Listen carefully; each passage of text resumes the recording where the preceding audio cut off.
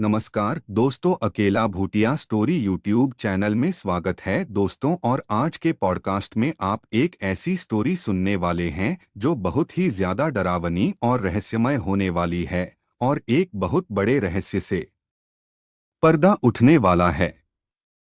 कहानी ऐसी है जो आपने आज तक कहीं पर भी नहीं सुनी होगी।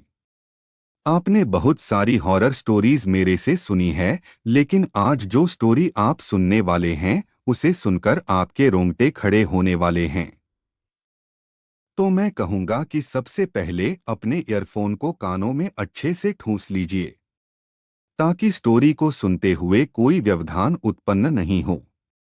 ये स्टोरी हमारे इंडिया से रिलेटेड ही है, लेकिन वो जगह इंडिया की एक ऐसी जगह है जहां पर जाना मतलब मौत को बुलावा देना है। उस जगह पर जाने के लिए इंडियन गवर्नमेंट ने भी बैन लगा रखा है। कहते हैं कि उस जगह पर जो एक बार चला गया वो वहां से वापस कभी नहीं आता।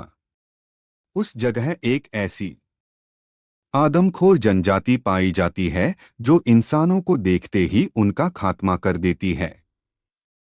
वह जनजाति चाहती ही नहीं है कि हम आज की मॉडर्न दुनिया से कनेक्ट हो पाए। वह अपने आप को इस आधुनिक दुनिया से बिल्कुल अलग रखना चाहती है, और उसे आज के जमाने का कोई इंसान अपने एरिया में नजर आता है तो वह उसे खत्म कर देते हैं। लेकिन आज मैं आपके सामने एक ऐसे इंसान की घटना लेकर आने वाला हूं जो काफी मशक्कत करने के बाद उस जगह पर पहुंचाता है। उस इंसान के अंदर एक जिज्ञासा थी कि आखिर उस जगह पर क्या छुपा हुआ है जो इंडियन गवर्नमेंट ने वहां पर जाने से बैन लगा रखा है। तो वो अपने दो दोस्तों के साथ उस जगह पर पहुंच जाता है। लेकिन वहां पर पहुंचने के बाद उसके साथ एक बहुत ही रहस्यमयी हादसा हो जाता है। उसे लगता है कि यह उसके जीवन का आखिरी वक्त आ चुका है और शायद वह यहाँ से बचकर वापस नहीं जा पाएगा। दरअसल उस आइलैंड पर आदमखोर जनजाति के अलावा एक बहुत ही भयानक एंटिटी और छिपी हुई थी, और उसी भयानक एंटिटी से उसका सामना होता है जो वहां पर आने वाले इंसानों को तो खत्म कर ही सकती है, वहीं वहां पर रहने वाली उस आदमखोर जनजाति के लिए भी खतरा बन रही थी। और वो एंटिटी इतनी शक्तिशाली थी कि वो धीरे धीरे वहां पर उसी जनजाति की लड़कियों का इस्तेमाल करके अपनी संख्या को बढ़ाने का काम कर रही थी। तो जिस शख्स ने हमारे साथ ये स्टोरी शेयर की है उसका नाम है किशन, और वो खुद ही उसी जगह पर गया था। गया क्या था, या यूं कहे कि उसको जबरदस्ती ले जाया गया था। दरअसल उसका एक दोस्त है राघव, जो बहुत ही क्यूरियोसिटी वाला इंसान है।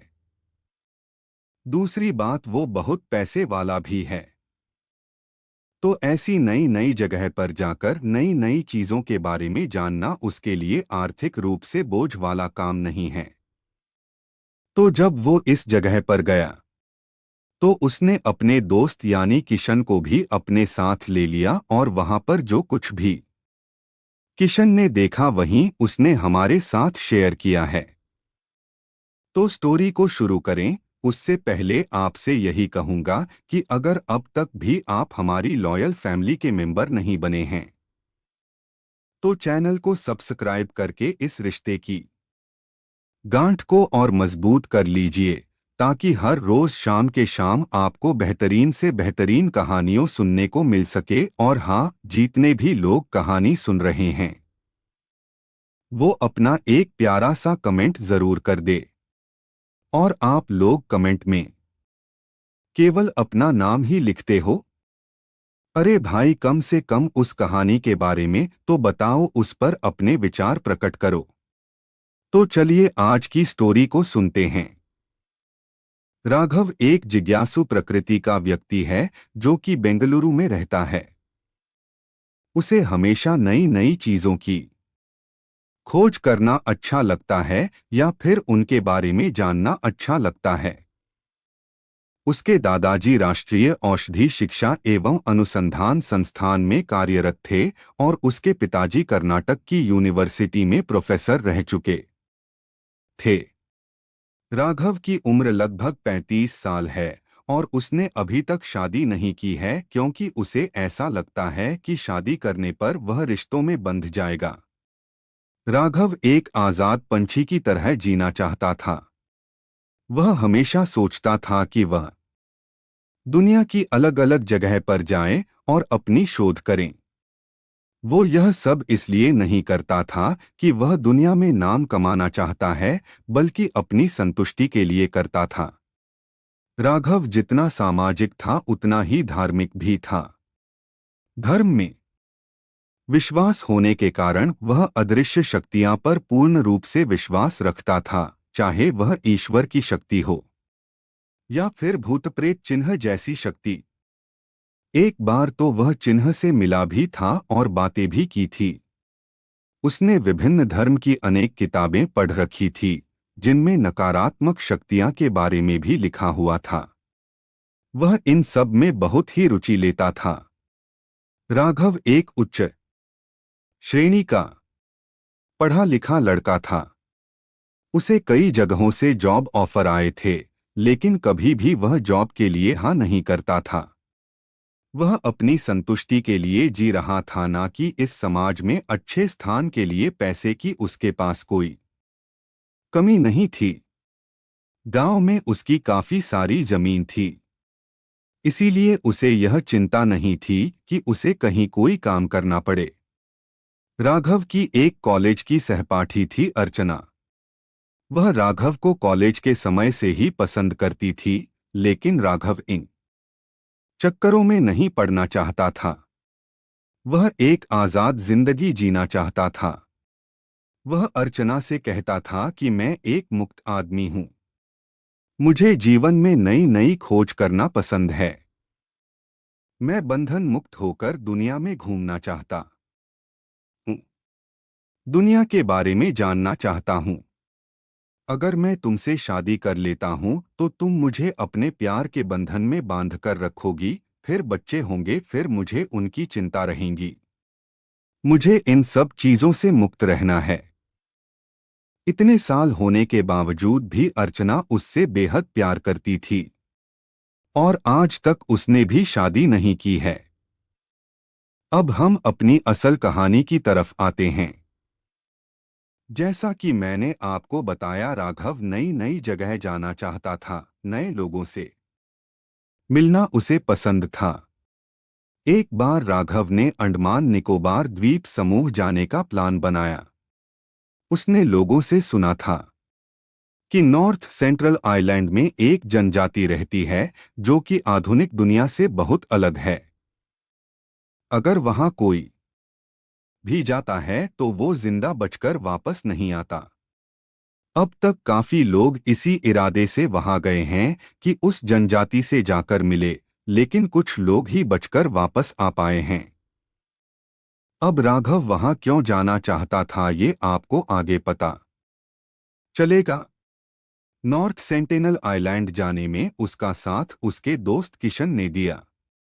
राघव ने किशन से बस ये कहा था कि वो अंडमान निकोबार द्वीप समूह घूमना चाहता है और किशन के जाने का खर्चा भी वहीं उठाएगा। इस पर किशन भी खुशी खुशी राघव के साथ चलने को तैयार हो गया।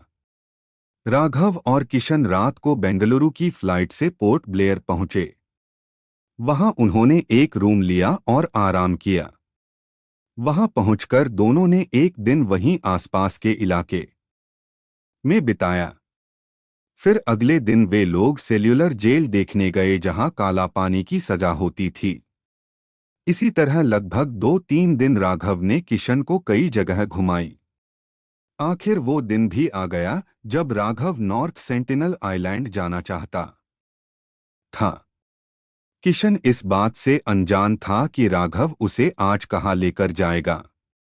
राघव नॉर्थ सेंट्रल आइलैंड की जनजाति से मिलना चाहता था।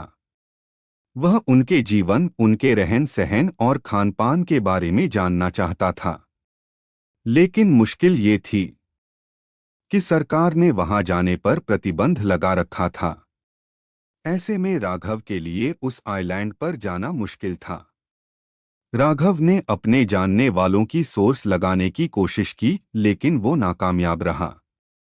अंत में उसने फैसला किया कि वो खुद ही उस आइलैंड पर जाएगा, लेकिन उसे आइलैंड का रास्ता नहीं पता था। आइलैंड जाने के एक दिन पहले वो कई नाविकों से मिला और आइलैंड की जानकारी इकट्ठी की। जब वो हेवलॉक द्वीप पर घूमने गया था तब उसकी मुलाकात अर्चना से हुई। वह अर्चना से लगभग 10 साल बाद मिल रहा था। दोनों एक दूसरे को देखकर काफी खुश होते हैं। राघव अर्चना से पूछता है, तुम यहाँ कैसे? अर्चना कहती है, मैं एक पेशेंट के ऑपरेशन के सिलसिले में यहाँ आई थी। लेकिन तुम? राघव ने कहा, मुझे भी यहाँ कुछ काम था, तुम शाम को फ्री हो? अर्चना ने कहा, हाँ, तो क्या हम शाम को मिल रहे हैं? राघव ने कहा, हाँ, क्यों नहीं, बहुत समय बाद तुम्हें देखा है। राघव के मुंह से ये शब्द सुनकर अर्चना शर्म से लाल हो गई, क्योंकि वह आज भी राघव को पसंद करती थी। वहीं दूसरी ओर राघव सोच रहा था कि अर्चना यहाँ अपने पेशेंट के काम से आई है, तो अर्चना यहाँ किसी और को डोट पर्सनली भी जानती होंगी। राघव की सोच थी कि वह अर्चना की मदद से उस आइलैंड तक पहुंच सकता है। इसलिए उसने शाम को अर्चना से मिलने की सोची। शाम होते ही अर्चना, राघव और किशन हेवलॉक द्वीप के एक कैफे में मिलते हैं। अर्चना राघव से पूछती है, यहाँ तुम किसी काम के सिलसिले में आए हो या फिर बस घूमने? राघव अर्चना से कहता है, किशन तो यहाँ घूमने आया है, लेकिन मुझे जरूरी काम था, अब शायद बिना काम किए ही लौटना पड़ेगा। किशन हैरानी से राघव की तरफ देखता है, क्योंकि राघव ने किशन से यही कहा था कि वह घूमने जा रहा है और अब अर्चना के सामने काम बता रहा है। राघव का चेहरा मुरझाया हुआ था। अर्चना ने पूछा, राघव, तुम परेशान लग रहे हो, क्या बात है? मुझे बताओ, हो सकता है मैं तुम्हारी कोई मदद कर सकूं। राघव यही तो चाहता था। राघव ने अर्चना से कहा, तुम्हें तो पता है कि मेरे दादाजी राष्ट्रीय औषधि अनुसंधान में काम करते थे, इसलिए मुझे भी थोड़ी बहुत औषधि के बारे में जानकारी है। बाकी उनके द्वारा लिखी गई एक किताब है, मैं उसी से औषधियों के बारे में पढ़ रहा हूँ। मैं सोच रहा हूँ कि क्यों ना कुछ आयुर्वेदिक जड़ी बूटियों और औषधियों का व्यापार शुरू कर दूं। अर्चना कहती है, अरे वाह, ये तो अच्छी बात है, तो इसमें परेशानी क्या है? राघव कहता है, परेशानी ये है कि कुछ ऐसी जटिल जड़ी बूटियां हैं जो कि नॉर्थ सेंटिनल आइलैंड पर ही मिल पाएंगी। ये सुनकर अर्चना हैरान हो जाती है, उसका चेहरा देखकर किशन भी हैरान हो जाता है और पूछता है, क्या हुआ? अर्चना हैरानी से कहती है, तो क्या तुम उस आइलैंड पर जाना चाहते हो? राघव कहता है, हाँ। अर्चना कहती है, तुम्हारा दिमाग तो ठीक है, वहां पर